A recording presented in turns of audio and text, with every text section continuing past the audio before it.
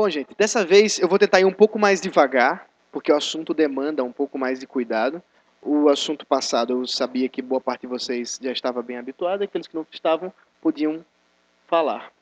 Agora vamos mais devagar, porque eu tenho um pouco mais de convicção de que algumas coisas que eu vou falar aqui vocês nunca ouviram falar. Tadadadã. Bom, cosmovisão.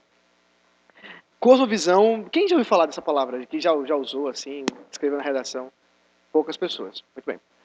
Cosmovisão, segundo esse autor, esse filósofo aqui, é o seguinte: quando aceitamos certo conjunto de pressuposições e as usamos como nossa estrutura interpretativa, podemos dizer que habitamos nelas tal como nosso próprio corpo.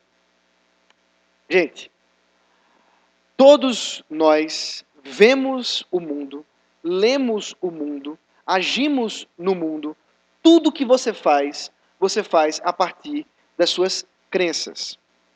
A não ser que você tenha a síndrome de Tourette. Alguém já falou dessa síndrome de Tourette? É aquele cara aquela pessoa que está assim, porque ela não tem controle dos movimentos do corpo dela, é uma doença. A não ser que você tenha isso, tudo que você faz, inclusive levantar o seu braço, abaixar seu braço, respirar não, que é algo automático, mas dormir, acordar, tudo isso é a partir do que você acredita, das suas pressuposições. Essas pressuposições são tão profundas no seu coração, são tão profundas no seu ser, que elas agem como se fossem o seu próprio corpo. Você habita nas suas crenças. E, portanto, aquilo que você crê é o que você faz. E o que você faz é o que você crê. Isso é a coerência do nosso ser. E nós vamos caminhar um pouco mais sobre isso. Esse outro autor aqui, o James Sire, define da seguinte maneira: cosmovisão é um compromisso, uma orientação fundamental do coração, que pode ser expresso como uma história ou num conjunto de pressuposições, suposições que podem ser verdadeiras, parcialmente verdadeiras ou totalmente falsas, que sustentamos consciente ou subconscientemente, consciente ou inconscientemente, sobre a constituição básica da realidade e que fornece o fundamento no qual vivemos, nos movemos e existimos. Se está parecendo muito técnico, fica calmo. É muito simples. Se você acredita que matar é errado, você não vai matar. A partir do momento que alguma coisa acontecer na sua vida que matar parece ser certo, você vai matar.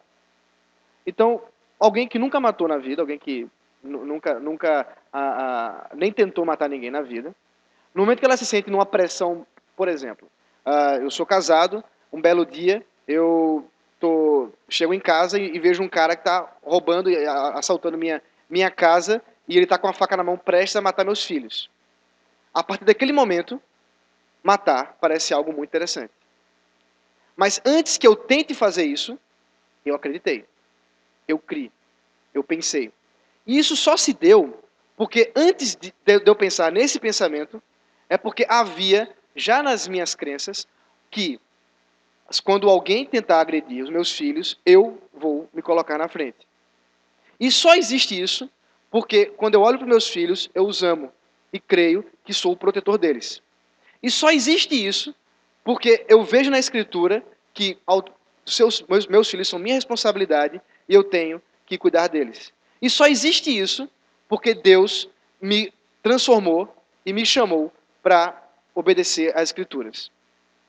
Vocês estão entendendo que é uma cadeia de crenças, uma cadeia, uma rede de pressuposições, uma rede de coisas que no final das contas vai redundar, vai concluir numa ação? Vocês percebem isso?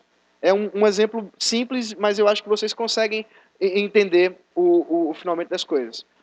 Isso tudo é cosmovisão. Tudo que eu falei é cosmovisão. Desde da conversão do meu coração, da transformação do evangelho, até a minha crença de que a partir de agora matar parece algo faz muito sentido. Tudo isso é cosmovisão, é visão de mundo. Tudo isso é uma lente.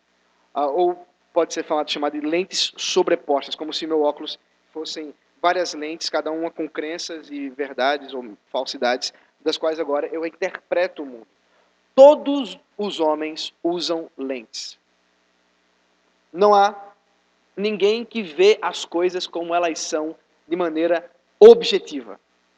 Só sim, alguém. Na verdade, ele é inclusive um ser trinitário. Quem é? Deus. Para ele, todas as coisas estão patentes. As coisas são reais para ele. Para nós, não. Nós dependemos de interpretação das coisas. Por quê? Porque Deus nos criou assim. Deus nos criou para dependermos dele a partir das coisas como nós vemos o mundo. Quando Deus chega para Adão e diz assim, olha, você não vai comer do fruto do conhecimento do bem e do mal, porque um dia que você fizer isso, você vai morrer. Por que tinha que ser o fruto do conhecimento do bem e do mal? Porque, por exemplo, o fruto da vida ele podia comer. O fruto do conhecimento do bem e do mal ilustrava e demonstrava que Adão foi criado para ouvir e receber de Deus todo o conhecimento do bem e do mal. Ele não precisava buscar por si mesmo o conhecimento do bem e do mal. De modo que todos nós fomos criados para conhecer as coisas por meio de Deus. Todo conhecimento é trinitário. Eu, Deus e o que eu quero conhecer. Vou andar mais um pouquinho, se estiver muito confuso, vocês vão dizer. De modo que Deus nos criou e criou o nosso ser, de forma que a Escritura chama de coração, ser esse aspecto interno e sobrenatural do homem. Quando a gente fala de coração, quando a Escritura fala de coração, ela não está meramente falando de coisas românticas, de emoções. Eu sei que nos nossos dias é mais ou menos isso que as pessoas leem quando falam de coração. Não, eu agi com o coração e não com a mente. Isso é a dicotomia normal. Na Bíblia isso não faz sentido algum. Porque na Bíblia, coração e mente são a mesma coisa. Guardei a tua palavra no meu... Mas espera aí, coração guarda a palavra, mas palavra não é coisa de mente? Como é que é isso? Porque coração corresponde a todas as coisas do aspecto não físico do homem.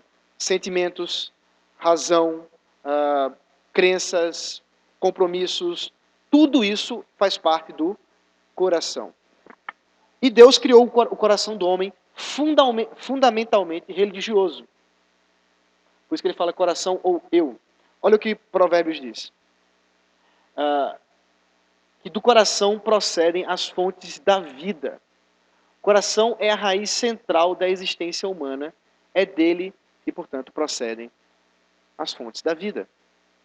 Quando eu falo coração, gente, eu não estou falando do músculo que bombeia sangue. Vocês estão entendendo isso? Coração é uma expressão bíblica para designar a nossa alma, nosso espírito, a nossa mente, os nossos sentimentos, tudo isso. E tudo isso é religioso. Tudo isso é religioso porque Deus criou o homem para ele, para a sua glória, para comunicação com ele, para viver para ele.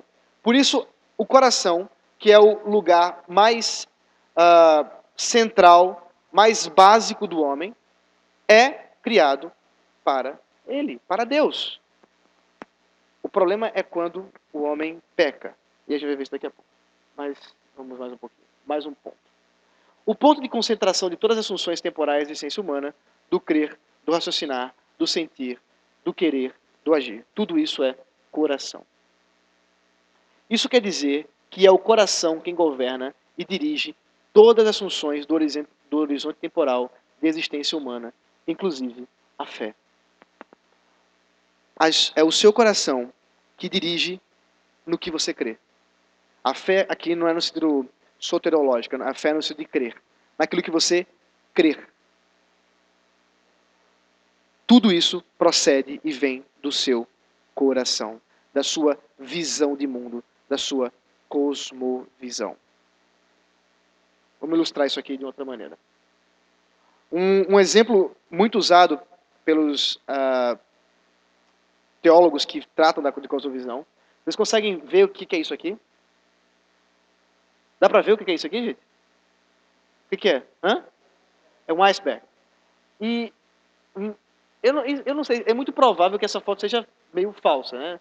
Não sei se um iceberg vai ser tão grande assim embaixo do que em cima. Mas nós sabemos que quando vemos um iceberg lá na água, das geladas lá do Polo Sul, Polo Norte, que seja, nós estamos vendo a menor parte dele. A maior parte do iceberg está submersa. Está embaixo da água. Vocês sabiam disso? Se não sabiam, sabem agora. Com a cosmovisão e as nossas ações, também é assim. Nós, a maior parte daquilo que fazemos, daquilo que agimos, está submerso no nosso coração. Nesse sentido, o coração corresponde a tudo isso aqui. Seria ilustrado por tudo isso aqui. Aqui nós temos essa figura aqui, quem fez foi o reverendo Fabiano e usado pelo reverendo Mauro Meister, por isso que eu peguei aqui. Vida consciente, que seria aqui, né? Palavras, atitudes e cultura, profissão de fé, moralidade, ciência, artes, política, tudo isso está aqui. Todas as suas ações da sociedade, a cultura, a religião, as ações legais, tudo isso está nesse campo aqui, seria o campo consciente.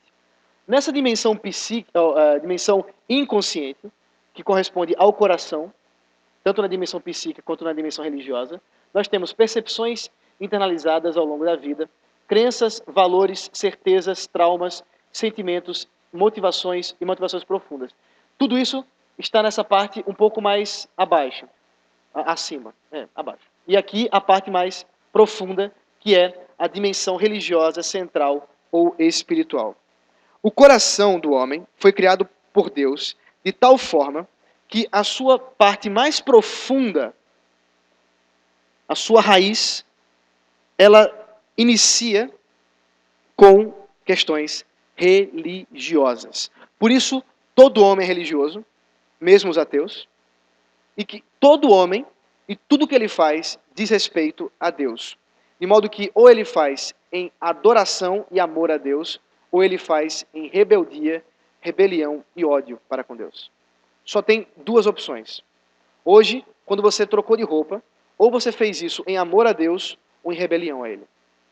Não existe neutralidade no mundo. Nada no mundo é neutro. Sejam as coisas que você estuda, sejam os programas de TV que você assiste, sejam as palavras que saem da sua boca. Sabe aquela máxima do tipo assim, não escapuliu? Pois é, não escapuliu. O que sai da sua boca procede do seu coração. Inclusive a forma como você fala. Tudo vem do coração. E tudo isso diz respeito a amor a Deus ou rebelião a Ele. Isso é a antropologia, é a definição central do homem segundo a Escritura. De maneira bem resumida, é claro. Portanto, quando a gente fala de cosmovisão, nós estamos falando das coisas mais profundas do homem. Nós estamos falando das coisas centrais daquilo que ele vai, do porquê que ele faz as coisas. Se vocês não pegaram, vocês podem perguntar, tá, gente? Estou lembrando isso. Eu sei que esse assunto, às vezes, demanda um pouco mais de ruminação, e que a gente não tem tanto tempo assim, mas vocês podem perguntar, por favor. A cosmovisão, portanto, aquilo que procede do coração, é o que vai, então, ser direcionado para a política, para instituições religiosas, para a família, artes, interesse ambiental, instituições legais, serviço de saúde, educação. Tudo isso vem da cosmovisão. Por quê? Porque a forma como você crê é a forma como você, por exemplo, quando tiver filhos, vai ensinar os seus filhos. E seus filhos vão ensinar os filhos deles. E nessa troca de experiências, nessa troca de crenças e cosmovisão, nessa troca de visões de mundo, de interpretação dos fatos, há uma generalização na sociedade. E é por isso que, por exemplo, nós podemos falar de cosmovisão brasileira. Apesar de, por exemplo, eu vir do Nordeste, Daniel lá do Sudeste e vocês do Sul, nós compartilhamos, sem termos tido a mesma educação, sem nossos pais nunca terem se conhecido, nós compartilhamos formas de ver o mundo. Nós compartilhamos crenças. Nós compartilhamos certas atitudes que nos formam, nos fazem ter uma cultura brasileira. É claro, por exemplo, que há subculturas. No Nordeste, há certas coisas, por exemplo, o próprio sotaque, que é uma característica cultural, que diz respeito ao Nordeste, ao Sudeste, ao Sul. E aí você vai ouvir dizendo assim, não, no Sul o pessoal não gosta de carnaval, no Sul o pessoal não gosta de funk, etc. Mentira, de vez em quando eu ouvo o pessoal lá, lá em Santa Maria, ainda que não tenha tido o carnaval oficial, o pessoal brincou carnaval. Deixa de conversa, não vem me enrolar não. Mas é claro, há características específicas. Há questões que são das subculturas, e mais ainda, a sua família compartilha ações, atitudes, que são diferentes da minha família. Porque diz respeito especificamente à sua família. E tudo isso são crenças, valores, cosmovisões que são compartilhadas de maneira menor até maneira mais geral, como, por exemplo, a cultura brasileira. Vocês estão acompanhando isso, gente? Vocês conseguem perceber isso? Tudo isso diz respeito a todos nós. Nenhum de nós escapa a essas realidades. Portanto, isso aqui nos forma.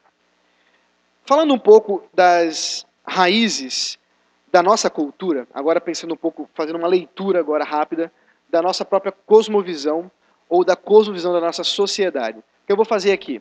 Eu vou apontar cosmovisões que geraram a nossa cosmovisão da nossa sociedade e depois vou apontar qual é a cosmovisão reformada e bíblica. E aquela que você deve ter. É fazer esse contraponto e no final eu vou tentar ainda aplicar isso de maneira até um pouco mais prática. Vamos tentar para chegar a esse ponto. Bom, o que eu estou tirando tudo isso de vários teóricos. Eu estou evitando falar o nome deles para não ficar muito cansativo. Mas se vocês quiserem depois perguntar para mim como é que eu leio mais sobre isso, eu mostro. Os motivos básicos religiosos, por exemplo, dos gregos, que é onde nasce o berço da cultura ocidental, tem como cosmovisão esse binômio aqui, essa dicotomia entre forma e matéria. Vocês não são obrigados a saber filosofia antiga, filosofia grega, mas deixe-me dar um rápido caminho aqui do que eu quero dizer por forma e matéria. Platão, filósofo grego, você já deve ter ouvido falar dele, nem que seja para dizer que ele era feio ou coisa do tipo. Ele propôs uma teoria de conhecimento que dizia que a realidade do mundo ela não é a realidade última das coisas. Qual o problema? O problema anterior a ele, inclusive, é que quando a gente vê, por exemplo, essas coisas aqui, que são distintas e que modificam, como é que a gente pode falar, deixa eu dar um exemplo mais prático, é o exemplo clássico, cadeira. Isso aqui é uma cadeira, gente? Não é uma pegadinha, por favor. Isso aqui é uma cadeira? É uma cadeira? Sim. E isso aqui, ó, aqui do lado, essa outra do lado aqui é uma cadeira? Tá. E essa aqui é uma cadeira, essa branca aqui é uma cadeira? Sim? Vocês não estão com dúvida, gente? Eu posso voltar um pouco mais aqui para tentar explicar alguns pontos. Isso aqui é uma cadeira? Sim. Peraí, mas isso aqui é uma cadeira, isso aqui é uma cadeira, isso aqui é uma cadeira. Cadê a cadeira? E pior, se eu chegar e pegar essa cadeira aqui e arrancar essa parte aqui, ela vai continuar sendo cadeira? Sim? E se eu arrancar essa aqui? Sim? E se eu arrancar essa aqui? Mas era uma cadeira, né? E se eu tirar tá, vai virar um banquinho. Vamos dizer que vire um banquinho. E se eu arrancar só essa perna aqui, ficar assim, é uma cadeira ainda? Quando é que ela deixa de ser cadeira? O que torna ela uma cadeira? Parece uma pergunta besta, né? Parece uma pergunta boba, mas não é. E muitos filósofos demandaram um bom tempo de suas vidas, se não toda ela, pensando em onde achar a tal cadeira original. E Platão tinha uma teoria. A ideia dele era a seguinte: na verdade, tudo isso aqui não são cadeiras mesmo. Elas são apenas cópias. A cadeira, ela é a ideia da cadeira. E essa ideia absoluta que está na divindade é lá nesse mundo das ideias, não é uma palavra exatamente que ele usaria, mas ilustra bem a coisa. Nesse outro mundo das ideias, é lá que está a cadeira de verdade. Todas essas cadeiras aqui que mudam, que perdem sua essência, que se modificam, não podem ser chamadas de cadeiras. Porque elas mudam. E aquilo que é verdadeiro é absoluto e imutável. Estou falando que ele acreditava, tá, gente? E ele, então, propõe essa teoria de que existe uma forma e existe uma matéria. É, então, que ele é o primeiro, a maneira geral, é o primeiro a propor essa divisão de mundo. A partir dele, as coisas começam as pessoas começam a ler o mundo a partir disso. Vocês acham que isso está muito longe da gente, né? Acho que isso está muito longe. Deixa eu fazer uma pergunta para vocês aqui. Se por acaso eu sair daqui agora, eu sou casado, só para vocês entenderem. Eu sou casado e eu saio aqui agora e eu vou sei lá, eu vejo uma garota e tal, me interesso por ela e desejo ela. Uma pergunta: eu pequei, certo? Pequei, certo? Eu pequei no corpo ou no espírito? Hã? Pois é, eu pequei nos dois, gente. Porque essa dicotomia aqui é falsa. Não é forma e matéria. Percebem que essa é a forma de agir, de pensar da nossa própria sociedade? O apóstolo Paulo, discutindo sobre a vida e como que a lei, como a graça, como o homem deve ver o pecado, etc. Ele teve um trabalhinho com uns camaradas que depois vão ser chamados de gnósticos. Esses camaradas, que pegaram bem essa ideia de Platão, diziam o seguinte: olha, o corpo é mau, a carne é má, mas o espírito é bom. Então o que eu tenho que fazer? Eu tenho que abdicar do meu corpo. Existiam duas formas que cada um deles pensava sobre isso. Uns diziam que você tinha que abdicar por meio de jejuns e tentativas de flagelar o seu corpo, de se auto-punir, ou de soltar mesmo as rédeas, porque afinal, aquilo que você faz com o corpo não tem nada a ver com o espírito, porque o corpo que é mau. E essa visão a gente vê ainda hoje na igreja. A gente vê ainda hoje no mundo, na sociedade. Quando a gente fala, por exemplo, chega alguém vai falar com o pastor Geraldo, diz assim: pastor, eu sei que é pecado, mas a carne... A carne? Ah, sim. Vocês estão querendo me enrolar, gente? O que a pessoa está querendo dizer com isso? Olha, meu espírito está fortalecido, mas é que o corpo, né? Pois é, essa dicotomia, gente, vem desse pensamento grego entre matéria e forma. Eu tenho certeza que tudo que eu falei agora, quando eu dei os exemplos, vocês já pensaram ou já viram gente pensando sobre isso. Ainda hoje. Estou falando de séculos. E mais do que isso. Fala.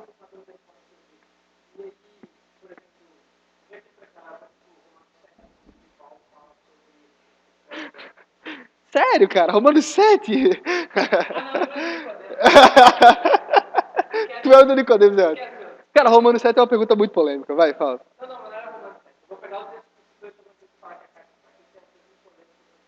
Uhum.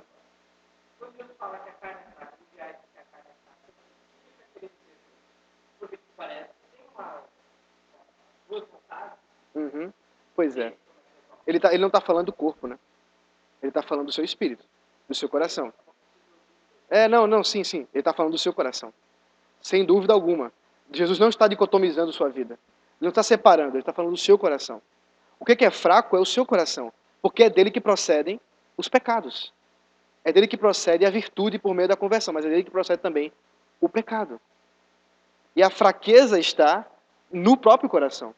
Em você domesticá-lo por meio da santidade, por meio da oração. E isso sem dúvida. mas a questão não é o corpo. Então, essa visão, por exemplo, a visão católica é bem clara nesse ponto aí. É de você, por exemplo, enfraquecer o seu corpo por meio de jejum para que você peque menos. Mas isso parece não fazer muito sentido quando nós entendemos que a coisa vem do coração. Vamos mais um pouquinho para frente. Vocês vão perguntando aí o que vocês pensaram. Romanos 7 é polêmico, eu sei, gente. Depois vocês procuram no YouTube. Você procura no YouTube o Reverendo Augusto Nicodemos expondo Romanos 7. Há controvérsias mesmo. Uma outra forma de pensar, e vocês vão ver aqui que é um desenvolvimento dessa anterior, é aquela que foi principalmente desenvolvida por Tomás de Aquino, que é o motivo básico religioso da Idade Média, graça e natureza. O que Tomás de Aquino defendia?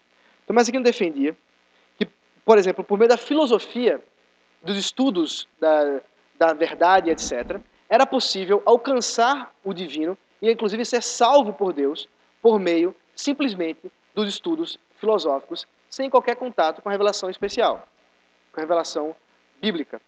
Ele defendia isso porque ele acreditava que o homem, na queda, o pecado do homem, não atingiu de maneira total o coração do homem, a mente do homem, de modo que ele ainda é capaz, por meio da razão, de acessar a verdade, acessar as coisas apenas pela pesquisa.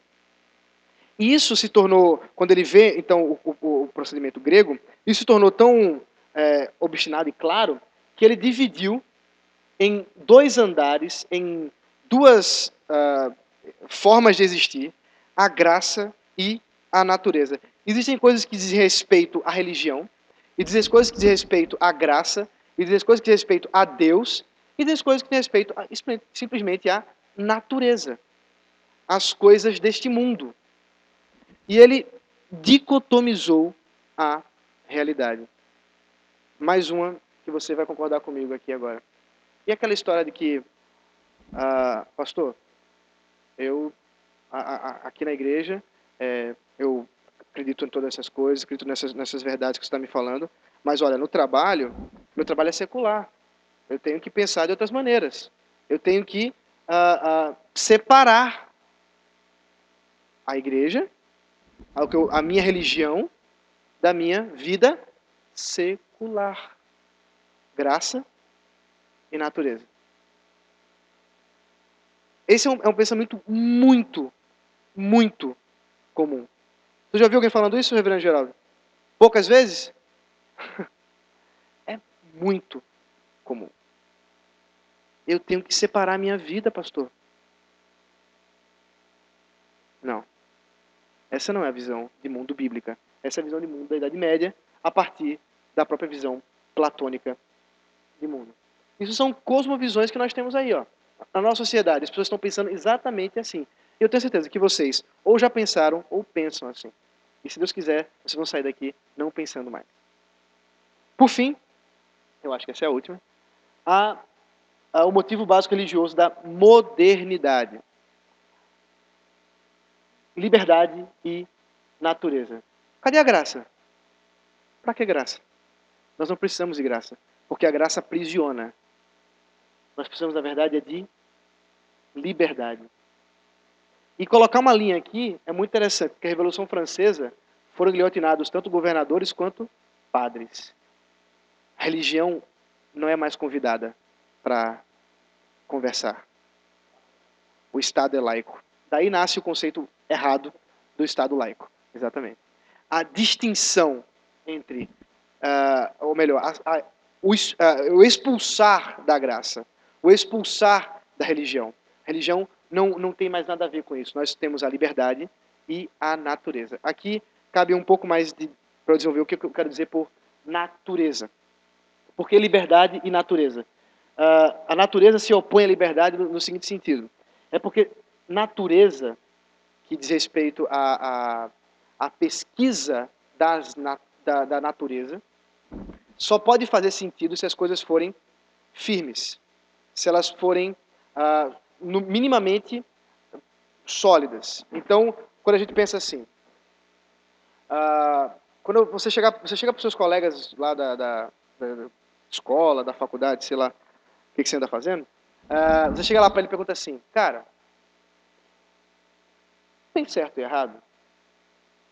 Se ele for um que bebeu bem dessa cosmovisão, ele vai dizer assim, não, tem o que eu acho certo, tem o que você acha certo, tem o que outras pessoas acham certo.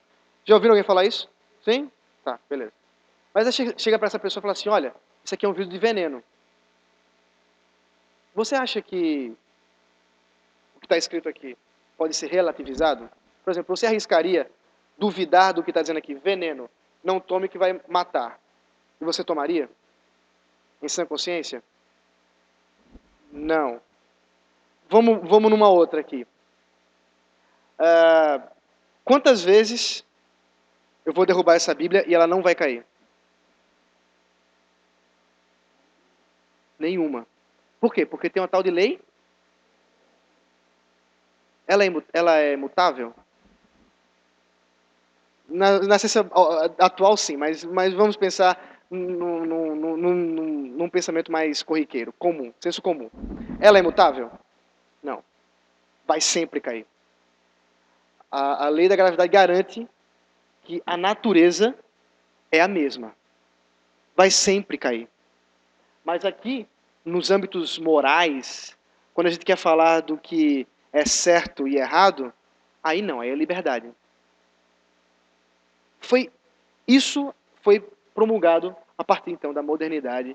E aí a foto da Revolução Francesa diz respeito exatamente isso, porque foi na Revolução Francesa o ápice desse pensamento sendo colocado em prática, guilhotinando todo mundo, inclusive.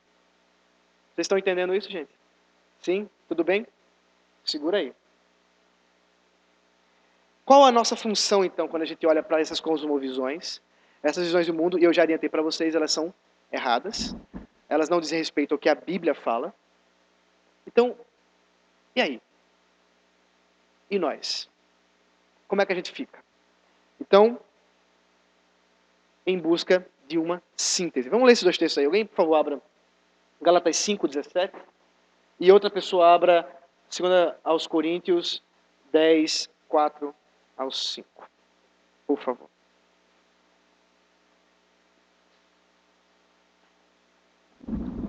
Pode, por favor.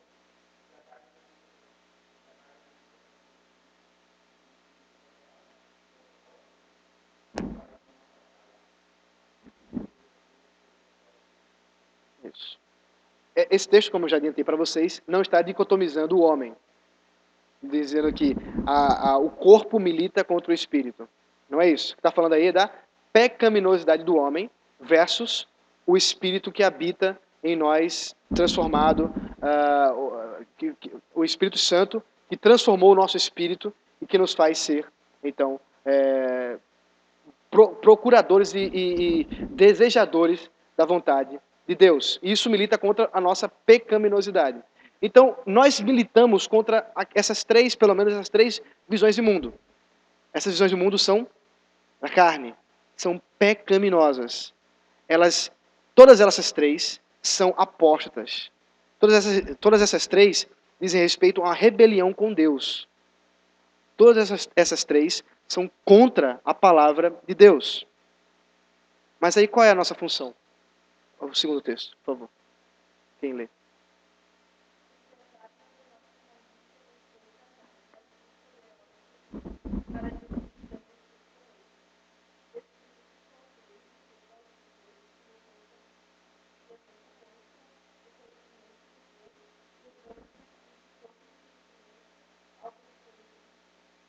A nossa função é, a partir disso, militar contra esses pensamentos, esses conselhos, levando todo pensamento cativo a Cristo. Cristo tem que entrar nessa história. A nossa cosmovisão tem que partir do nosso Senhor Jesus Cristo. E nós lutamos contra essa forma de pensar. É uma luta, é uma batalha interna, porque nós somos fruto, como eu falei, nós somos frutos de uma cultura brasileira, somos fruto, primeiro, de uma cultura mundial, global, que diz respeito a filosofia antiga, modernidade, Idade Média. Nós somos frutos de uma cultura brasileira, frutos de uma cultura regional, seja gaúcha, do sudeste ou nordestina, frutos de uma cultura familiar, e contra tudo isso nós militamos em favor de todo o pensamento cativo a Cristo. Essa é o nosso chamado e a nossa busca. E daí, portanto, a nossa tentativa de buscar uma antítese. O que é antítese, pastor? Vou dizer agora. Esse camarada com cabelinho arrumado é o famoso Herman Doiver, que é um filósofo holandês. Ele diz o seguinte: no caso religioso, antítese, no caso religioso, refere-se à oposição fundamentalmente espiritual entre o reino de Deus e o reino das trevas. Já que isto é uma oposição entre regimes, não entre regiões, ele perpassa por cada departamento da vida humana, cultura, incluindo filosofia e empreendimento acadêmico como um todo. E através do coração de todo crente, em como ele ou ela luta para viver uma vida de fidelidade não dividida para Deus. Quando a gente fala de reino das trevas e reino de Deus, nós não estamos falando de regiões. Nós estamos falando de regimes. No sentido de que Deus é o dono de todo o mundo. Mas, nesse mundo caído, há pensamentos que são contrários a ele, que são regidos, que são governados pelas trevas. E o nosso ponto é encontrar isso, encontrar esse pensamento e ir contra ele. Militar contra ele. Lutar contra ele.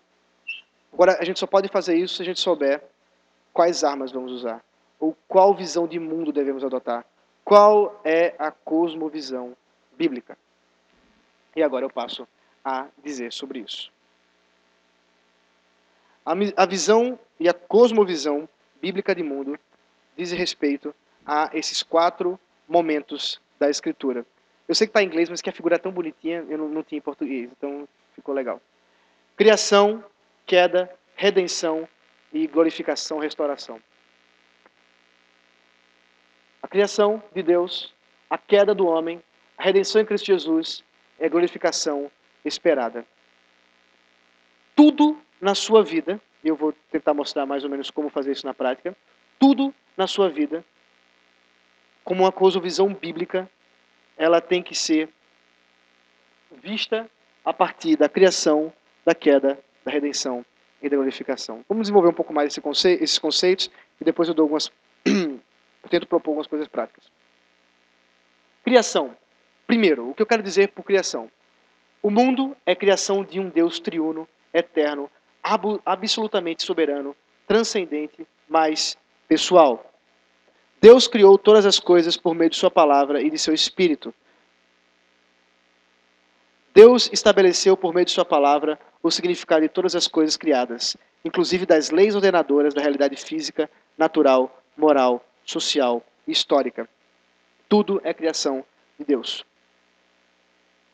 De todas as criaturas de Deus, o homem é a que mais se distingue, pois é o único que pode se relacionar de maneira pessoal ou pactual com Deus, à semelhança da maneira como Deus se relaciona consigo mesmo, criado à imagem e semelhança. Só o homem que pode se relacionar com Deus à semelhança, não igual, mas de maneira parecida ou analógica, ou análoga, a como o próprio Deus se relaciona consigo mesmo trinitariamente. Só o homem faz isso. O homem não é igual. Lembra aquela máxima? A gente já fazendo uma contraposição aqui.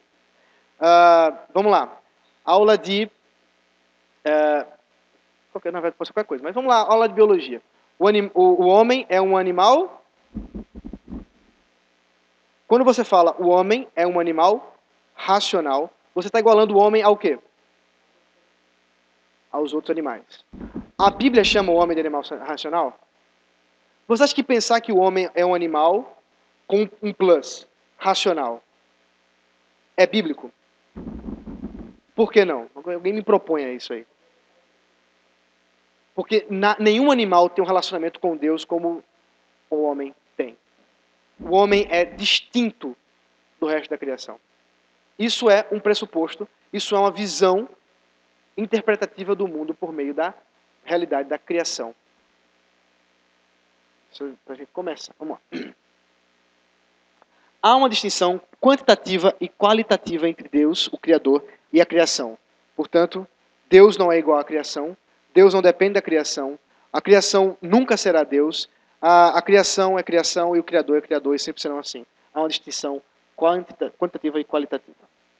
Toda forma de conhecimento ou comunhão pessoal entre Deus e o homem só é possível por meio de revelação especial.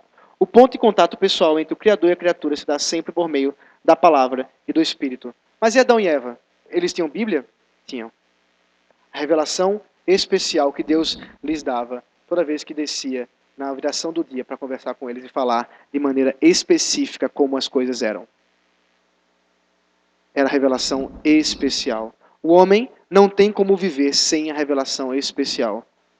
Ele depende disso. E só por meio da palavra e do Espírito. Só por meio do Espírito Santo agindo junto com a palavra de Deus. É essa então, que acho que é aqui. Deus criou todas as coisas para a sua glória, por isso a criação é por natureza boa e santa. A finalidade e a realização de todas as coisas é convergir para este propósito. O homem só pode se realizar vivendo de conformidade com este propósito. Então, a realidade da criação diz respeito, inclusive, a como Deus nos criou, como vemos o mundo por meio da criação, que fomos criados e projetados por Deus para a sua glória, de modo que não há realização do homem senão em Deus e somente nele. Isso é o primeiro pressuposto, criação. Vamos para a queda agora. Nem tudo são flores. As coisas mudaram um pouco. Embora fosse criado originalmente bom, o mundo foi amaldiçoado por Deus por causa do pecado do homem.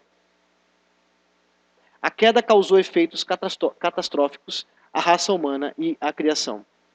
Com a queda, a direção do coração do homem e, por conseguinte, da sociedade e do desenvolvimento histórico-cultural passaram a seguir um itinerário marcado pela apostasia e idolatria. Então, Deus cria o homem para a sua glória. Deus cria o homem com o propósito de glorificar e relacionar consigo mesmo. O pecado reverte e perverte essa direção, de modo que agora o homem não se direciona mais a Deus, mas a um ídolo.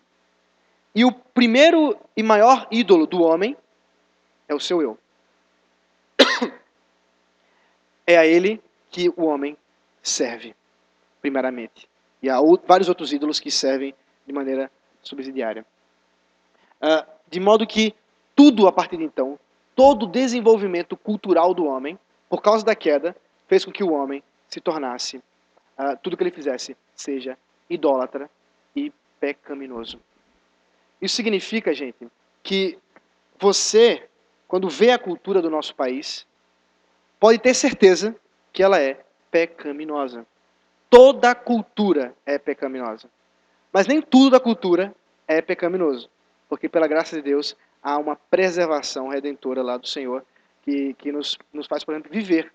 Se toda cultura fosse, de maneira última, pecaminosa, final, nós, por exemplo, não poderíamos nos vestir, não poderíamos comer, não poderíamos falar, porque comida é um aspecto cultural.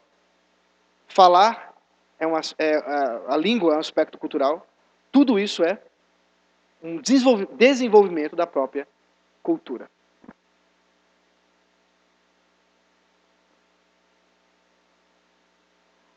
Apesar da maldição imposta por Deus à criação e à graça, a graça não permite que a existência do mal destrua a estrutura criada, daí a graça comum. Estrutura criada. Casamento. Deus criou o casamento. O homem pode tentar redefinir o casamento como ele quiser. Mas vai ser muito difícil ele mudar que o casamento, ainda que ele tente redefinir, por exemplo, não, casamento gay e tal.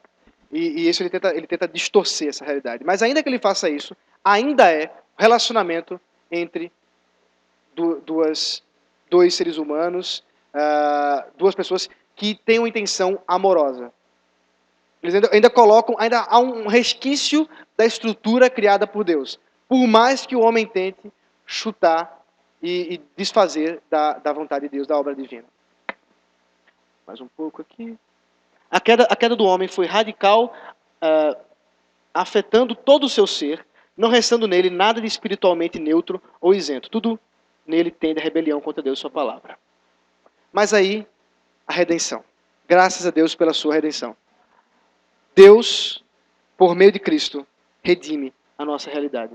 A redenção fala sobre o seguinte: sendo os efeitos da queda universais e radicais sobre a criação de Deus, a redenção também deve ser encarada como um ato de misericórdia de Deus de proporções cósmicas, assim como a queda, a redenção. A palavra que antes da queda tinha um caráter exclusivamente regulador e revelacional, agora passa a ter também um caráter redentivo. Então, Adão aprendia de Deus, mas agora nós não só aprendemos, nós somos redimidos pela palavra. Não é uma questão apenas de aprendizagem. Deus, no decurso da história, tem revelado a sua palavra com a finalidade primordial de restaurar os seus efeitos à plena comunhão com Ele. Essa é a finalidade da redenção. Fazer com que tudo converja para Ele. É tudo para Ele. Em Cristo e pelo Espírito, Deus redime o homem do cativeiro do pecado e paulatinamente o restaura à sua condição primeira. Em virtude da radicalidade da redenção, a própria criação inanimada será redimida da condição amaldiçoada na qual se encontra, o que certamente ocorrerá na consumação do século e na manifestação plena do reino. A despeito do estado de miséria do mundo, cabe a cada um crente a manutenção do mandato cultural na tentativa de redimir, entre aspas, tudo aquilo que é por natureza pertence à boa criação, mas que por causa da queda foi maculado pelos efeitos do pecado. Isso envolve todas as manifestações culturais que refletem a glória dos atributos de Deus. A redenção não diz respeito apenas a salvar a alminha do homem. Diz respeito a salvar o homem como um todo. A redenção em Cristo Jesus diz respeito a, de tal forma, redimir você, que tudo que você faz é redentivo também no ambiente que você se encontra. De modo que o Daniel é engenheiro e ele tem a função de redimir a engenharia. Responsabilidade pesada.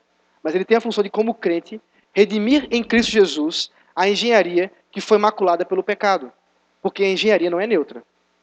Eles trabalham com cálculos e assim mesmo ela é ou apóstata ou ela é em adoração a Deus.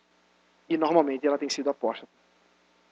E a função dele é transformar os objetivos da engenharia, da pesquisa, da ciência, da prática, do trabalho dele, da função, em Cristo Jesus. O Brian, na área de história, é outra função bem complicada. Redimir a história para Jesus Cristo. A forma como se lê a história. A forma como se pensa a história. A forma como se pesquisa história. Redimindo em Cristo Jesus. Quando isso vai acabar? Fiquem tranquilos, na volta de Cristo. A função é grande, a responsabilidade é grande, o caminho é longo. São as nossas funções no reino, a partir dessa leitura, dessa visão. Criação, queda, redenção em Cristo Jesus, na expectativa da glória, da glorificação. Essa é a forma como vemos. Deixa eu dar um exemplo para você. Você tem um vizinho e ele é incrédulo. Ele não conhece Jesus Cristo, é o seu vizinho. Como eu me relaciono com o meu vizinho? Vamos tentar fazer responder essa pergunta numa visão reformada? Primeiro, o seu vizinho, ele é, segundo a criação, ele é o quê? Isso, vocês estão falando. Fale mais alto para eu ouvir, mas estão certos. Hã? Não, segundo a criação. Segundo a criação, ele é o quê? Imagem e semelhança de Deus. Você está lidando com alguém criado pelo Senhor, que é imagem e semelhança de Deus. O quanto de honra, respeito e amor você deve para essa pessoa? Muito. Mas ele também é pecador. A queda nos mostra que ele é pecador e que eu não posso esperar dele uma visão de mundo bíblica e não posso esperar dele uma atitude segundo a imagem de Jesus Cristo. Porque a imagem dele, de Deus, foi distorcida. Mas, tem esperança para esse cara? A redenção em Cristo Jesus. Essas três lentes sobrepostas nos apontam como ver todas as coisas, como ler tudo, até mesmo a nossa relação com o nosso vizinho. Eu não posso me relacionar com o meu vizinho sem esquecendo que ele é a imagem e semelhança de Deus. Schaeffer, não sei quantos já ouviram falar do Francis Schaeffer, ele era um missionário americano nos Alpes Suíços. Eu também queria ser um missionário americano nos Alpes Suíços, mas ele foi um missionário americano nos Alpes Suíços. E ele montou na casa dele o que ele chamou de labri, um abrigo. E lá ele dava estudos, ele explicava coisas, etc. E uma das coisas básicas que ele fazia era responder perguntas. Uma pergunta sincera demanda uma resposta sincera. Um belo dia, aparecia de todo tipo lá na casa dele, e ele hospedava essas pessoas. Um belo dia apareceu, isso nos anos 60, né? Um belo dia apareceu um hippie, daqueles que não devia tomar banho já há 10 dias sem tomar banho, calça toda rasgada, cabelo oleoso, grande, cheio de gírias e muito louco de LSD e etc. E veio para a casa dele se hospedar e queria conversar com ele. E Schaeffer deu toda a atenção possível para esse cara, que certamente muitas outras pessoas não teriam dado. E no final das contas, depois de uma boa conversa, esse cara olha para Schaeffer e diz assim: por quê? Por que você me tratou bem? Eu não respeitei você, não respeitei sua crença. Eu tô sujo, tô fedido. Por que você me tratou tão bem, me hospedou na sua casa, me deu comida, respondeu as minhas perguntas? E Schaeffer respondeu para ele: porque você ainda é imagem e semelhança de Deus. Ele estava vendo um cara que, apesar de toda a sujeira, apesar de todas as palavras, na visão bíblica, na visão que o Senhor nos deu, na lente certa. É por isso que a visão, uma cosmovisão bíblica, muda tudo. É uma visão totalmente distinta da realidade que as pessoas veem. Você vai ver o mundo com as lentes limpas, com as lentes corretas, as lentes de Deus. Tudo no mundo diz respeito a isso. Não há nada que você faça que você não necessite usar essas lentes. É um exercício diário. Hoje à noite, no culto, quando eu for pregar, eu vou expor Romanos 12, versículo 1 e 2. E eu vou explicar como é que você adquire essa cosmovisão. Que não é apenas uma explicação. Não é apenas eu explicando para você que é possível adquirir essa cosmovisão. Ela depende da graça soberana de Cristo, modificando o nosso coração, mudando a raiz dele. Mas eu vou falar disso mais à noite. Todo o processo redentivo é resultado total e incondicional da graça de Deus. Agora vamos chocar. Vamos ver um pouco um choque de cosmovisões. Eu dei alguns exemplos, vamos ver mais alguns. Naturalismo. Vocês talvez não estejam apresentados exatamente a questões mais técnicas do naturalismo, mas todos vocês, eu tenho certeza, que já se confrontaram com isso. Quer ver? Ó? A matéria existe eternamente e tudo que há, e é tudo que há. Deus não existe. Esse é o primeiro ponto de um pensamento naturalista. Vocês já viram alguém que pensa assim? Vocês acham que pouca gente pensa assim? A matéria existe eternamente e é tudo que existe. Quando você nega isso, você nega, por exemplo, coisas como o cosmos existe como uniformidade de causa e efeito em um sistema fechado. Você nega, por exemplo, milagres. Sobrenatural. Isso é coisa de gente ignorante. Acreditar em milagre é coisa de gente que não estuda. Porque o universo é uma uniformidade de causa e efeito em um sistema fechado. Você aprendeu isso, inclusive, em física. Você absorveu sem nem se notar que quando está estudando física, isso tinha como pressuposto. A natureza é um sistema fechado. E ela depende desse sistema fechado para poder, inclusive, pesquisar. Mas isso não é verdade. Porque nós vimos que a criação divina coloca que a relação entre Deus e o homem sempre se dá, Deus faz como Ele quer, e o sobrenatural não só existe, como Ele é aquilo que dá existência às coisas.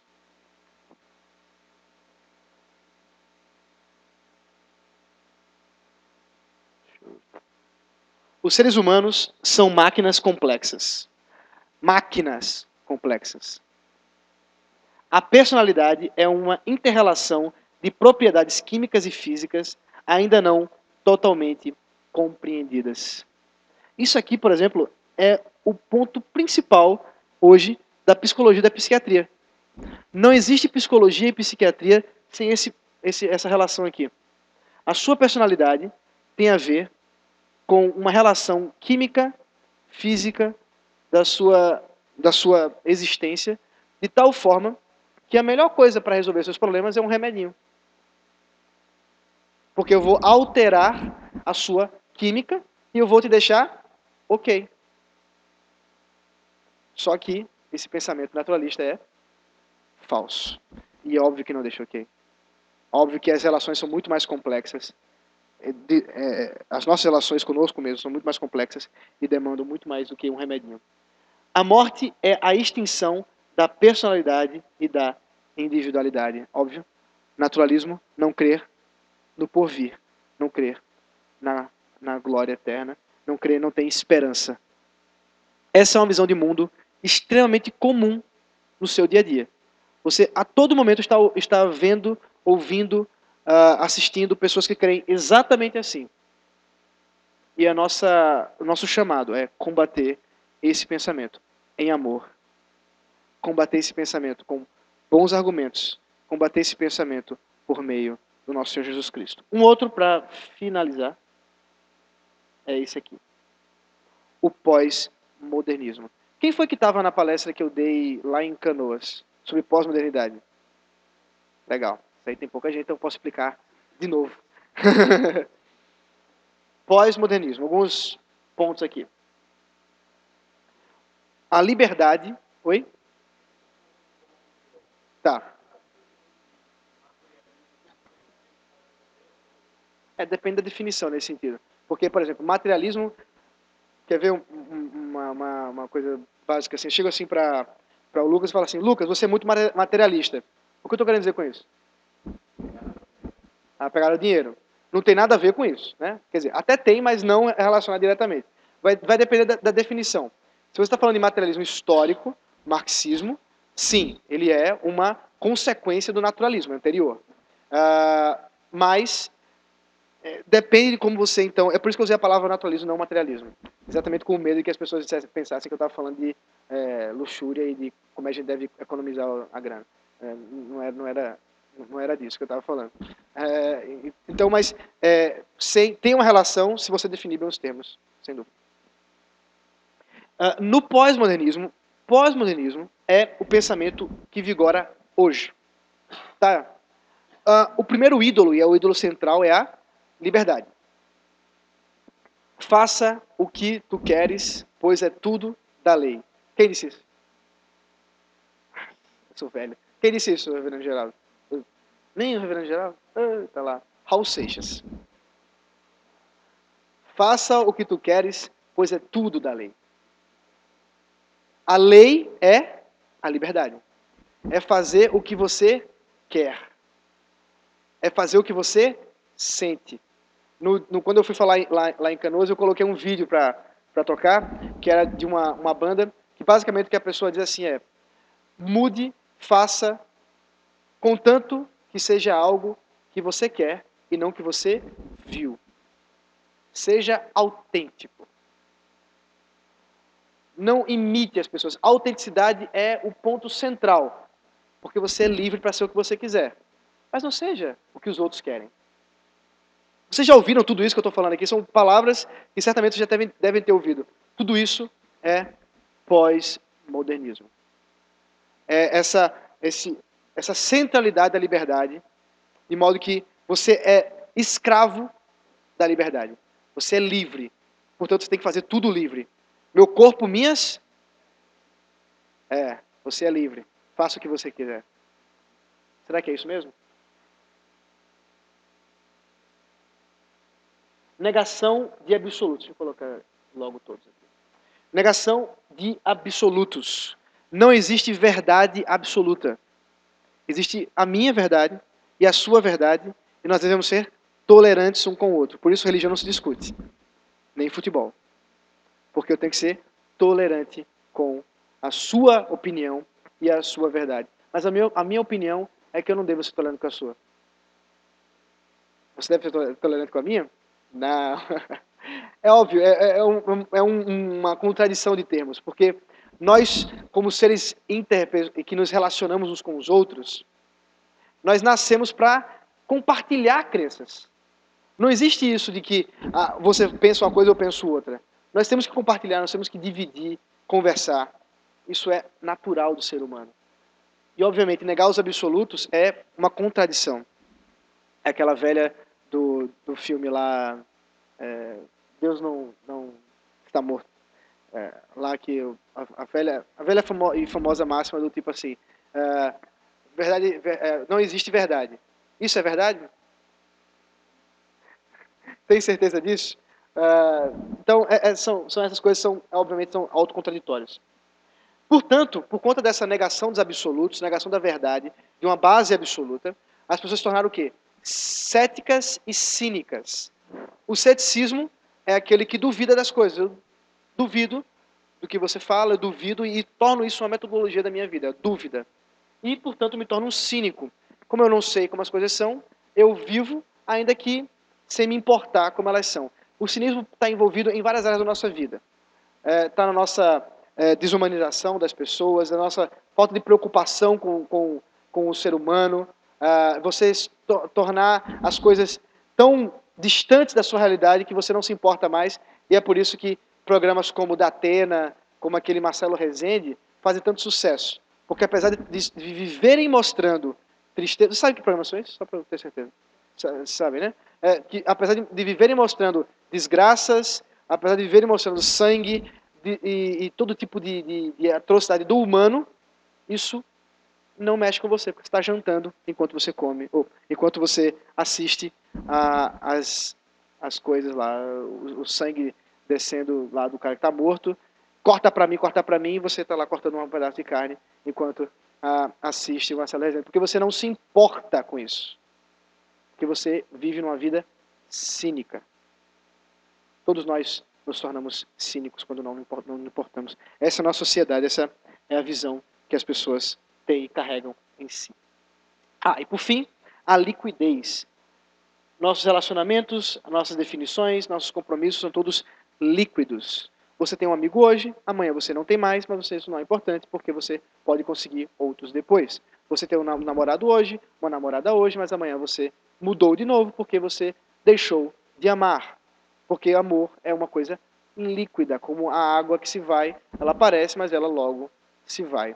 Esses são os relacionamentos, os compromissos da nossa sociedade. Estou terminando, gente. Viu? E a pluralidade, que é exatamente essa conclusão de que todos nós pensamos coisas e cada um é um universo, pensamos coisas distintas e não devemos intercalar, não devemos discutir e tolerar uns aos outros. Bom, gente, todos esses sistemas de pensamento mundanos militam contra o nosso sistema de pensamento. Militam contra o sistema de pensamento do jovem cristão. Milita contra o sistema de pensamento bíblico. Vocês são jovens. Vocês têm uma vida toda para desenvolver, aprender mais da palavra e lutar contra esse mundo. Lutar contra essa forma de pensar. E eu tenho certeza que todos vocês já lutam, de alguma maneira, com isso. E eu espero que isso tenha dado força para você lutar ainda mais. Tenha dado instrumentos para você lutar mais, ainda consigo mesmo, pelas formas como você já absorveu esse pensamento de mundo, e também com o pensamento que vigora na sociedade, onde a gente vê pessoas, a gente vê a nossa cultura tão promíscua, tão terrível, onde a gente estava conversando para vir para cá, eu e o Vitor, e eu não sei se o Vitor está certo nem eu estou, mas eu acho que o Big Brother, aqui no Brasil, é o que mais teve edições. Não sei se eu estou certo. A gente está na 15ª, é isso mesmo? Vocês que assistem, me ajudem. Oi? Sexta? Não, acho que é mais. É mais. São 6 só? É isso? São 6? A 16ª. Ah, tá. Tô ouvindo. 16ª edição. São 16 anos, é isso? Fazendo esse negócio? Pois é. O que fala sobre a nossa cultura? O que fala sobre a nossa visão de mundo? Um programa que há 16 anos tem feito sucesso, onde só mostra brigas, promiscuidade, todo tipo de perversão do homem. Jean Willis, exatamente, um dos produtos mais interessantes do nosso Big Brother. O que mostra da nossa sociedade isso, gente? O que mostra a nossa cultura? A nossa cultura está podre, está doente. Sabe o que as pessoas precisam? Jesus. Precisam que todo pensamento seja cativo a Cristo. E vocês acham que quem vai fazer isso? Digam eu, por favor. Eu, nós, todos nós somos chamados a lutar contra isso. E é por meio da Igreja de Cristo que essa cosmovisão pode ser implantada, pode ser batalhada, e nós poderemos, quem sabe, um dia fazer falir o programa Big Brother e muitos outros. Deus abençoe vocês. Eu espero que a cosmovisão desse mundo não seja atraente mais para vocês, não seja interessante para vocês, mas que desejar e somente desejar a visão em Cristo Jesus seja suficiente. Vamos orar mais uma vez. Obrigado, Pai, porque o Senhor nos transformou, nos moldou e nosso coração foi convertido a Ti. Obrigado, Senhor, porque agora podemos ver o mundo de maneira totalmente diferente da que víamos antes. E, Senhor, ajuda-nos a continuar nessa caminhada. Ajuda-nos a adquirir cada dia mais convicção da cosmovisão reformada e bíblica, da cosmovisão, Senhor, que o Senhor implantou em nossos corações.